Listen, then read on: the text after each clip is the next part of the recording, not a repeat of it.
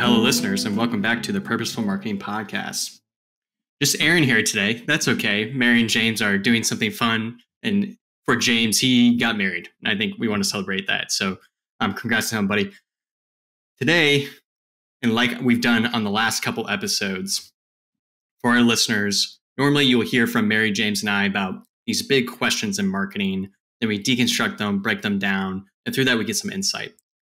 We got some feedback from the listeners, and we love you for it. You wanted more tactical expertise, more tactical breakdowns.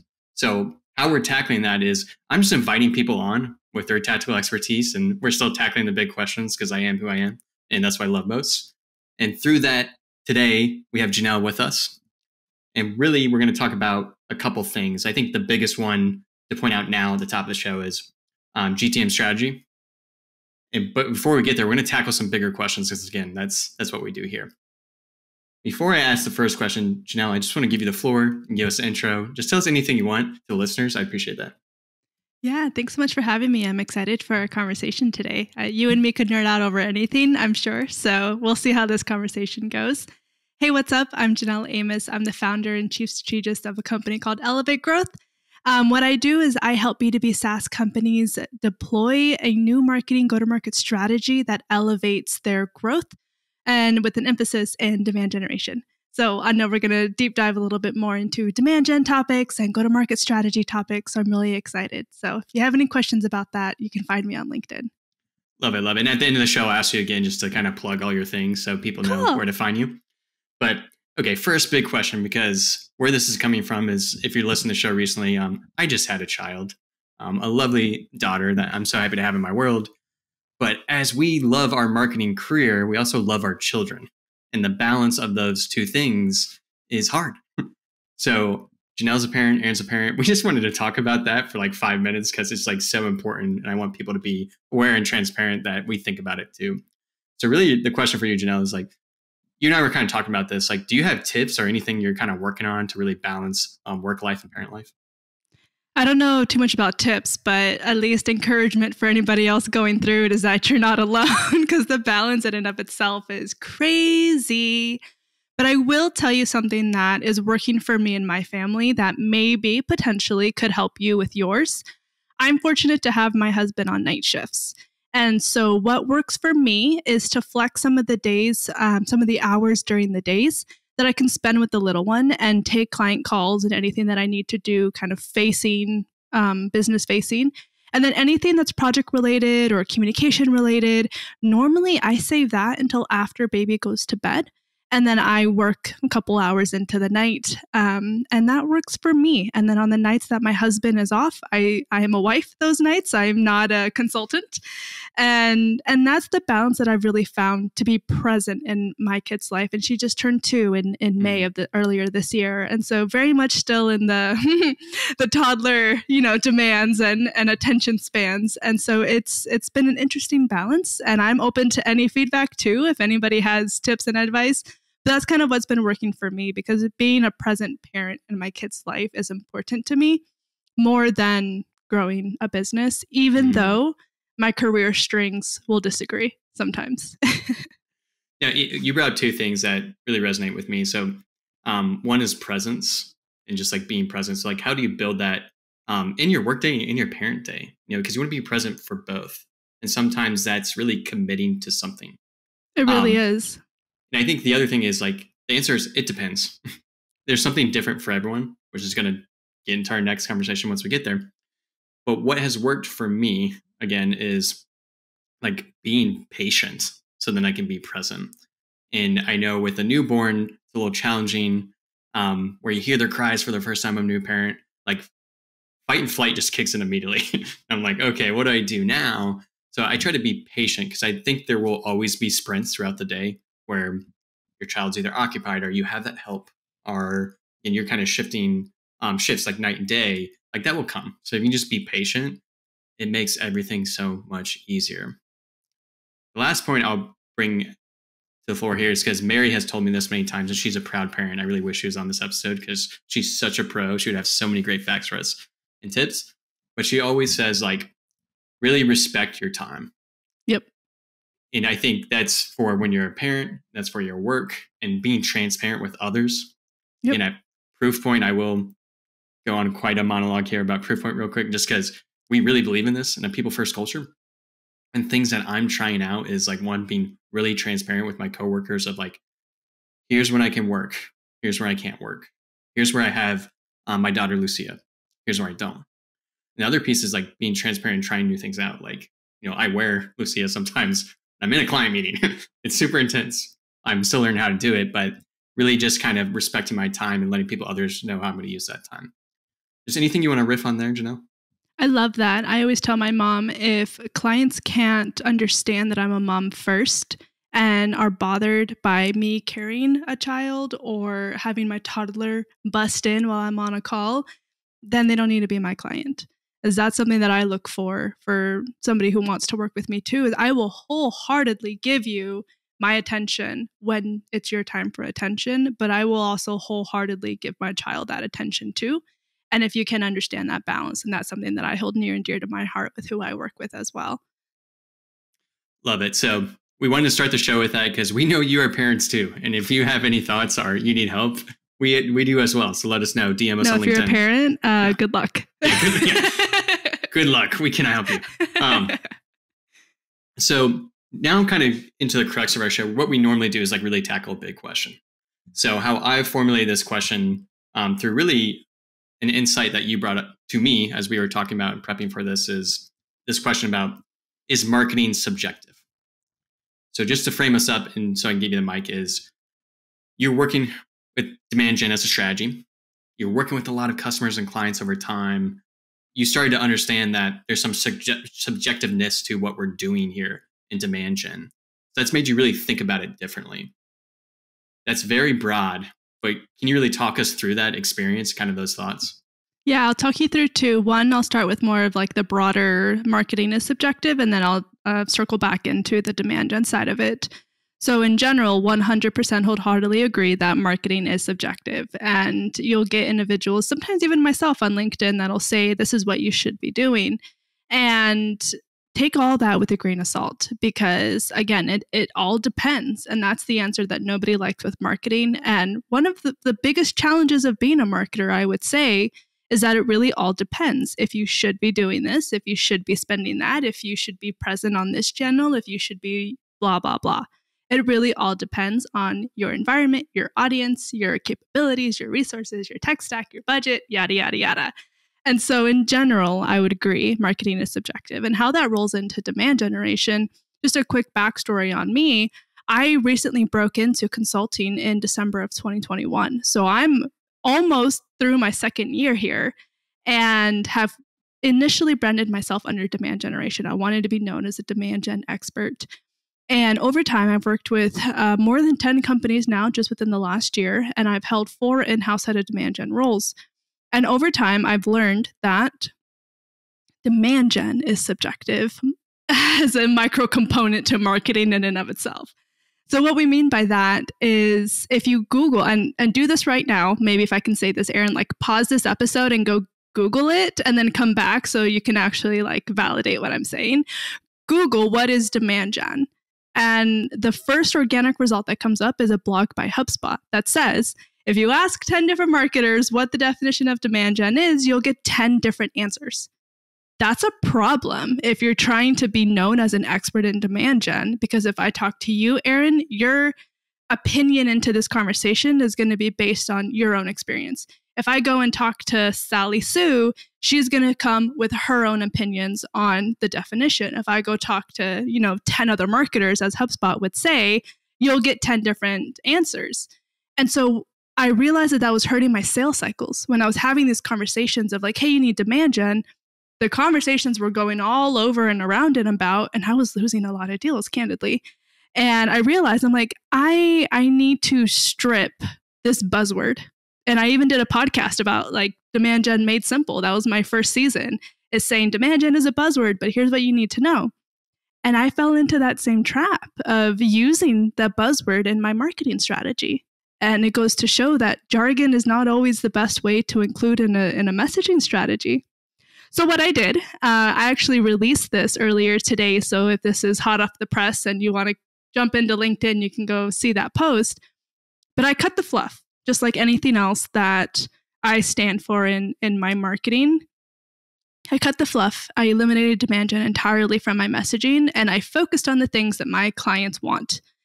Increased more leads, increased revenue contribution, increased pipeline velocity, gain net new customer logos. Those are all the outcomes of what anybody wants. Who cares how the F we get there? Like, we need to figure out a strategy that works for you. Going back to it's subjective. What actually works? It could be something that doesn't fall under quote unquote demand gen, right? So those are some of the things, just touching on your 2 points there about how everything is just relatively subjective. Yeah, that's a wonderful breakdown, Janelle. I'm going to linger on 2 things because I think this is very, very important for people in their marketing careers. And I want to talk about it in 2 ways. So number one, the latter part of what you're saying is actually where I want to start, is framing it around what your customer needs. Yep. If you do that first, your outcome is going to be way different.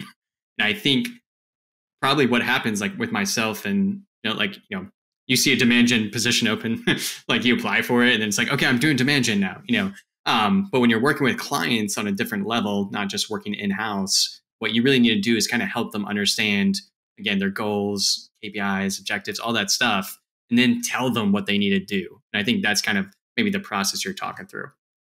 The second piece is going back to this idea about subjectiveness, which again, I'm a philosophy major, so this is like, this is my bread and butter. I love stuff like this. But what I think you need to own is your subjective narrative. I think that's kind of where you're hinting at with like what you did with your rebrand. So at Proof Point, we know marketing is subjective. We know different things are going to work for different people, but we have a very strong subjective point of view of how we want to do things. That helps others understand how they fit in that. So again, for us, it's you build relationships at scale, your revenue is going to scale.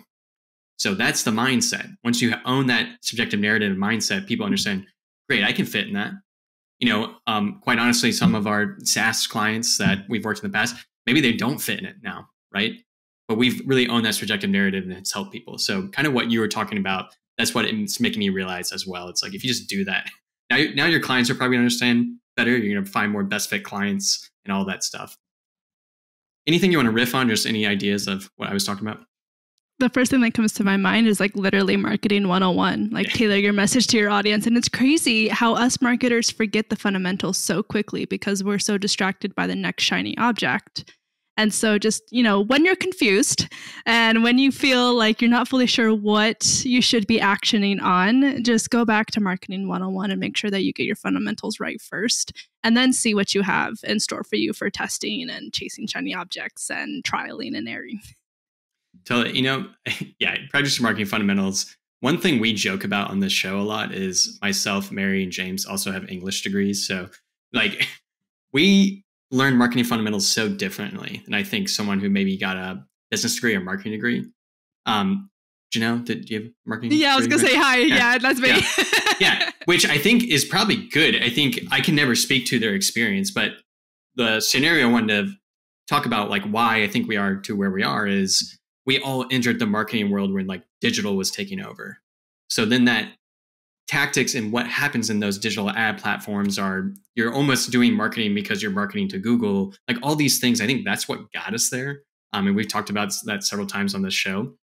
But I think I love what you're preaching is like, get back to marketing fundamentals.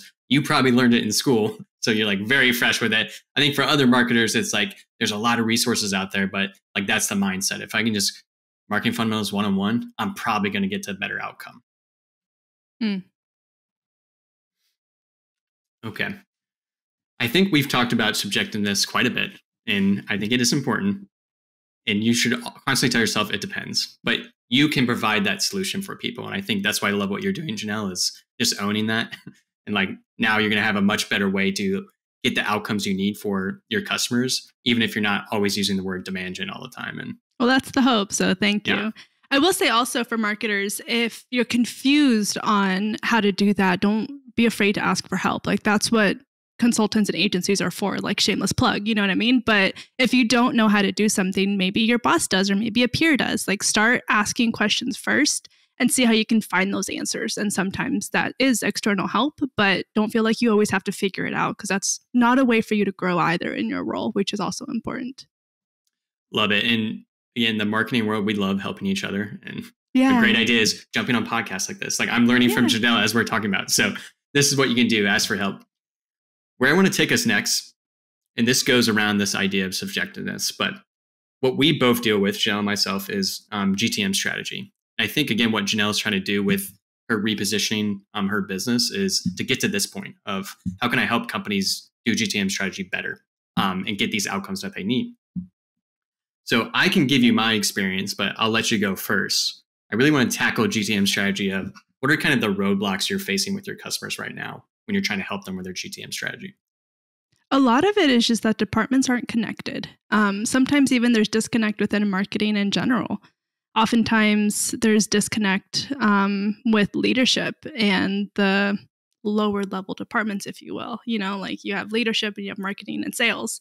Sometimes there's a disconnect just between marketing and sales. Sometimes there's a disconnect within marketing in and of itself. Sometimes it's the whole triangle.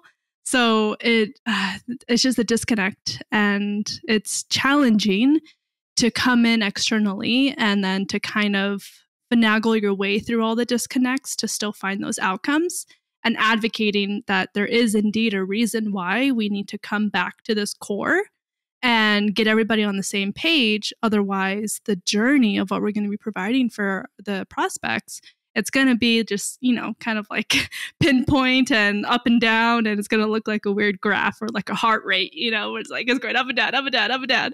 And it's crucial to make sure that we can study that out. I think alignment, what you're speaking about, is probably the number one problem for everyone. I mean, that's a very strong statement there, but I believe it is working with others. And I think it's also different depending in what industry you're in and what vertical. And a lot of my customers and people listening to the show, they're in manufacturing industrial. Mm-hmm. Your GTM motion is drastically different than SaaS, like drastically different. So you also need to align on that. But I do agree with you. I think what happens is each department kind of has their own goals, KPIs, objectives. And if those are not working down the same path, you're going to do different things. A lot of what I find is making sure leadership is a part of the GTM strategy, which doesn't happen in every company. I think that's something I wouldn't have understood unless I worked with other marketers and worked with other companies. Is like, it's just not as straightforward as you think it is. Like, you know, you think, oh yeah, everyone has a GTM strategy. It's in place. They know what they're doing. Quite often they don't. Besides alignment, one other idea I want to talk about, again, with GTM strategy is kind of these 4 categories I work with people is market, message, channel, product. Again, your GTM strategy needs to be a little high level than that. But more often than not, if we're working with marketers, and again, I think, Janelle, you're working with marketers in sales, right? And leadership. Mm-hmm, correct. Yeah. So a lot of time I'm working with marketers to help them understand this. It's like, where can you fit in those 4 categories and improve on those and align on that? Because I think sometimes it's not very clear. Here's our GTM strategy. Here's the people we need to reach to grow our market this year. That's our objective. Okay, what product are we talking about? You know, is this really the market? How do we segment it? You know, what is our message? Is that different depending on the people we're talking about? Do we need to be in these channels? Do I need to be in Google Ads? Do I need to have a live event? I think that's helped me work with marketers specifically, working through GTM strategy. Anything similar to that of like anything you think really helps you working with your customers kind of work through their GTM strategy? Yeah, actually, one thing to add to that, to your 4 points, the 5th one I would add is people. You keep saying people for an audience of what you want to reach and how the product and messaging matches your ICP and your target audience. But what about people internally? Do you have the right hires to execute this go-to-market strategy? Do you have the right talent? How are you retaining that talent as a culture? All those things are important. Like, people want to work for a company just as much as you want to retain high-quality talent. And so not forgetting that what makes a go-to-market strategy come to life are the people. That is such a good shout out. I'm literally taking a note as we're talking about. Make sure I mention that again. I think that's super important. And kind of really what we're talking about, what I'm trying to get us to talk about is like really high level things with GTM strategy. Because I think the other point I would bring up is tactics come to the forefront so often when you're trying to work with people about what to do. It's like, again, what channel should we be? Like, what kind of ad format should we have? And our job is to work them all the way back up high level to say, well, what is your main objective? Are you trying to grow in this market? Like, what is the percentage of that market you're trying to win? If you can frame them around that, you kind of have better conversations. And I think that will go back to the people. If you can frame it around a higher level of GTM strategy, like you'll understand what people you need. If you start with the tactics, you don't. Good. Yeah. And I think, sometimes you just need to take your lens out of a marketing lens and like take off your marketer hat. One example that I like using is if we're building a house, we can't start with the supplies because who cares if we don't know what we're building, right? So what we need to do is establish a blueprint first and foremost. And then we need to figure out the layout of all of those rooms and, everything that needs. And one thing that a lot of marketers do and go-to-market teams, which you just touched on, is starting with the tactics first. And so just to put it in like a real world perspective, imagine not having a blueprint for a house yet and going out and picking out the color of your tiles or how you want your shower to look or the color of your rug and actually purchasing supplies without knowing the dimension of the room or, the square footage or anything else of that. Like that's kind of what it's like when you start with the tactics first. And then you come in and you're like, I got to cram all this into this itty bitty room, or, oh crap, I only have a quarter of the carpet that I actually need. And now you got to go spend more money. You got to go get it. Like it doesn't fully match together as a puzzle piece. And so that's what happens when companies jump the gun and try to start with a tactic without having like a larger story. You need to think about having the foundations in place. And one more example, just to make it, almost crystal clear if we haven't gotten through enough yet. If we just take a regular plastic cup and we poke 3 itty bitty holes on the bottom, not big holes, nothing too major, nothing like is not going to hold any water, but you just poke 3 little holes. And you take another cup that doesn't have any holes in it and you go and you pour it. Depending on how fast you pour, the cup will fill up, but it won't stay full because there's leaks in the foundation, right? So if we apply this to a marketing strategy, if we have leaks in our strategy, our marketing strategy, sure, we'll get short-term results. Sure, we'll do some, quick win campaigns. And sure, we may even get some opportunities to close. But we're going to constantly leak and feel reactive because we're just pouring and pouring and pouring and pouring and pouring. And nothing's compounding, nothing's overflowing, nothing's, growing on top of it. And so that's what happens when we got to start with the fundamentals first and then build off of that. And then eventually, we'll start getting an abundance of water flowing. That is the goal for a solid go-to-market strategy.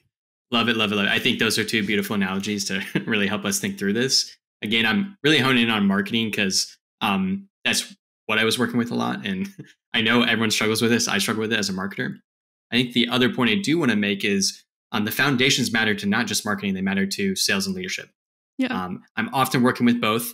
And often it's sort of unclear, like what is the GTM strategy, unless you help them with the same thing. So It's not just a marketer problem. Again, it's a business problem. I think there's many different ways to solve that. Any comments about just like working with sales and leadership, GTM strategy? I have one more point I want to make after that. No, just that it's a really great point. And remember, marketing 101 is to tailor your message to your audience. So the same way you would communicate to a marketing executive is not the same way you would communicate to a sales executive, and much less a CEO, board members, or investors, or anything else. So make sure you really think about who you're talking to and the message you want to get across and put it in messaging that will make sense to them. Perfect. Well said, straightforward. So the last point for GTM strategy is kind of back to the top about it being subjective. Like I think even the GTM strategy can be subjective, and what your job is to really own that GTM POV. So again, for proof point marketing, you've heard me say this, like we're going to work with customers who build relationships at scale and who are already good at it, right? So our POV about GTM strategy is we build relationships at scale. So how do we do that? And we funnel down to objectives, KPIs, all that stuff. There's not one blanket answer for like how you should run your GTM strategy. That's probably what you deal with a lot, like every day. It's like, it's just different for everyone. But I think if you own that POV and you make sure like you are working with the right people, and both Janelle and I are a service kind of agency type business, not talking about people who are actually in-house in a SaaS or manufacturing company. But if you own that POV, it becomes way more clear of like the mindset, skill set, tool set that's needed to achieve it. So I think that's what I would offer people is if you're part of that, if you work in a kind of agency like us, service-based like us, you can do that. If you're in-house, I think you can really advocate for it, and you can really start to have that internal marketing to get there. Just any thoughts on that? No, I think you hit I never get the saying right. The nail on the head on the nail. I never get it right. That one, or walk the walk, talk the talk. I always get them backwards. So whatever the right one is, you did it. That's me, authentic, you know. You guys are all English majors. I'm not. I tell everybody I don't speak English because I speak Janelle. I love it. So if you can understand me, like you'll be fluent. So apologies to derail, but like, yeah, and whatever that saying is about, hit the nail on the head. I don't know. Whatever. I'll shut up. We'll take it. It's subjective, so you know. There you go. Okay, this was a really fun conversation. One, you're also like always welcome back to come on the show. I appreciate that. What I would love to do is I try to pull yesterday. People didn't really work. I think there's some GTM tactical things we could talk about. And like, if you want to come back one time when I get the questions and feedback from the listeners, I think you should. I think that'd be really fun. I'd love to.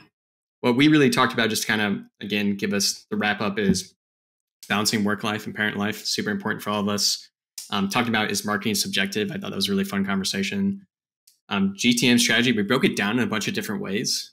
And I think you take some insight from there, but the biggest one I want you to take away is subjective, going back to that. And then doing what Janelle's doing. It's like figuring out a framework, right? Figuring out the best position for her customers, how to figure that out.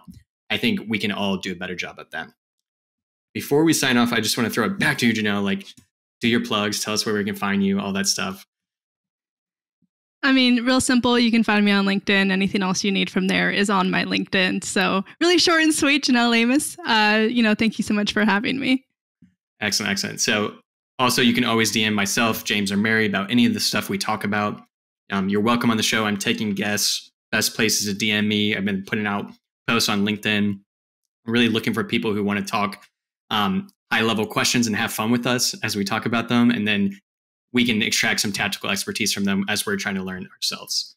So you can find this show on all the things you listen to podcasts. I don't have to do this every single time. But I really appreciate you, and listeners, go GTM strategy. That's what we're talking about today. Go do it.